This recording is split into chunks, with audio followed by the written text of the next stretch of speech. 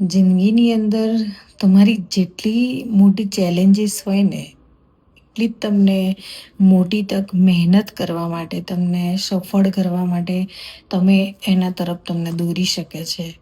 તો તમારા જે નક્કી કરેલા ગોલ હોય, તમે જે વિચાર્યું હોય એને માટે તમારે પુરુષાર્થ પૂરેપૂરો કરો.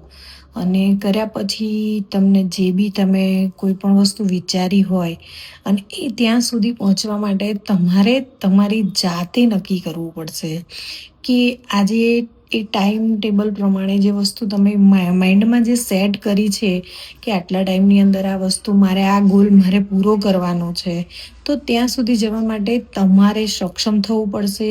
અને એ ગોલ એટલા ટાઈમની અંદર એટલો સમય, એટલો ડ્યુરેશન લઈ અને તમારે ત્યાં સુધી પહોંચવું હોય તો પ્રોપર પ્લાનિંગ કરવું પડશે. તો જો તમે પ્લાનિંગ કરશો તો તમે ત્યાં સુધી પહોંચી શકશો અને તો તમે ત્યાં સફળ થઈ શકશો. પણ ક્યારેક તમને નિષ્ફળતા પણ મળે અને એવું નહીં વિચારી લેવાનું કે નિષ્ફળ થયા એટલે આપણું કામ પૂરું થઈ ગયું. પણ કોઈ પણ ધંધો કરો, નાનો મોટો કોઈ પણ કાર્યક્ષેત્રની અંદર તમે 365 દિવસ તમારા લાઈફના 365 દિવસ પરફેક્ટ આપશો ને તો એ વસ્તુ તમને સક્સેસ બનાવશે. બાકી તો સીતારામ સીતારામ.